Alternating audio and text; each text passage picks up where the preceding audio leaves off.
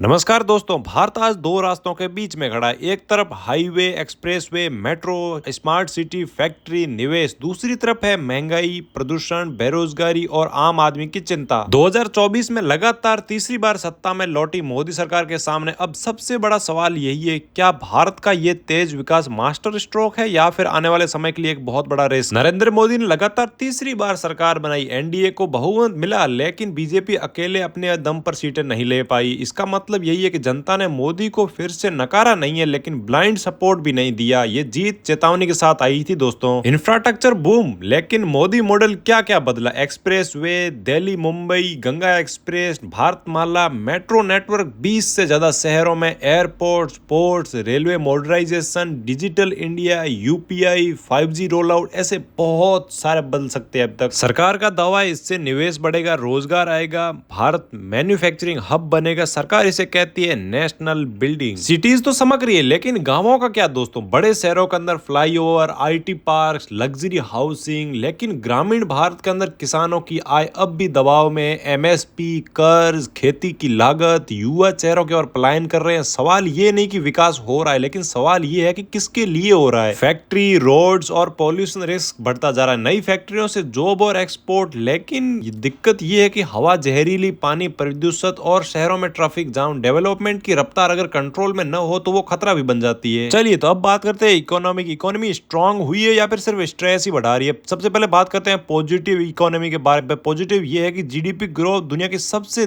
तेज है। इंडिया की ग्लोबल कंपनियां इंडिया को देख रही है। स्टार्टअप इकोसिस्टम यहाँ पे बड़ा है। चलिए तो ये तो बातें होगी पॉजिटिव। अब बात करते हैं नेगेटिव क्या है। नेगेटिव में आते हैं मिडिल क्लास पर टैक्स प्रेशर, महंगाई का बोझ, जॉबलेस ग्रोथ का आरोप। इकोनॉमी मजबूत दिखती है, लेकिन जेब कमजोर महसूस होती है मिडिल क्लास की। क्योंकि देखो, अमीर के पास पैसा है तो उसके पास ऑप्शंस है, लेकिन गरीब है, गरीब को यहाँ पे सरकार यहाँ पे स्कीम्स देती है, फ्री का राशन देती है, और इसके इन दोनों के बीच में पिसता है सिर्फ मिडिल क्लास। मिडिल क्लास महंगाई का बोझ अपने सिर पे लिए घूमता है, टैक्स प्रेशर, मिडिल क्लास की हालत खराब हो रखी है। चलिए तो अब बात करते हैं ओपोजिशन आखिर मोदी सरकार के सामने क्यों फैले। मोदी के सामने कोई सबसे बड़ा सेहरा नहीं है। ओपोजिशन रिएक्टिव है, नैरेटिव कंट्रोल बीजेपी के पास है। ओपोजिशन मोदी को हराने में नहीं, मोदी पर रिएक्ट करने में उलझा रहा है। कम से कम ओपोजिशन को ये सोचना चाहिए, मोदी की नीतियों का विरोध करो, मोदी का विरोध करो, लेकिन देश का विरोध मत करो। क्योंकि बाहर से जब कोई यहाँ पे टिप्पणी करता है दूसरे देश से, तब ओपोजिशन उनके साथ खड़ा हो जाता, दिखता है कि वो उनके साथ में खड़ा है और अपनी सरकार और अपने देश के साथ में नहीं खड़ा है, अपने पीएम के साथ में। एक्चुअल में होना ये चाहिए कि अपने परिवार के सदस्य को कोई बाहर वाला बोले तो हम उसके साथ में खड़े होने चाहिए। विरोध करेंगे तो हम करेंगे, मेरे साथ वाले का मैं विरोध करूंगा उसका, लेकिन बाहर वाला कोई विरोध करेगा तो मैं मेरे परिवार के साथ में खड़ा हूं, ये होना चाहिए। लेकिन उसके उल्टा होता है, हर बार ओपोजिशन उसके साथ में खड़ा हो जाता है, बाहर वाले के साथ में। चलिए तो अब बात करते हैं असली रिस्क क्या है। Over centralisation of power, institutional दबाव, social divide, long term environmental cost यहाँ पे भुगतनी ही पड़ेगी। इतिहास गवाह है, तेज विकास तभी टिकता है जब लोकतंत्र और संतुलन साथ में चले। चलिए दोस्तों, फाइनल बात यही है कि मोदी का रास्ता न तो पूरी तरह गलत है और न ही पूरी तरह सही। ये एक स्पीड हाईवे के जैसा है। अगर स्पीड कंट्रोल रहा तो देश आगे जाएगा, अगर संतुलन टूटा तो दुर्घटना तय है दोस्तों। तो आप लोग बताओ दोस्तों, क्या मोदी का मास्टर स्ट्रोक है या फिर भारत के लिए लॉन्ग टर्म रिस्क। तो सभी को जय हिंद, जय Bharat, love you, take care, bye bye दोस्तों।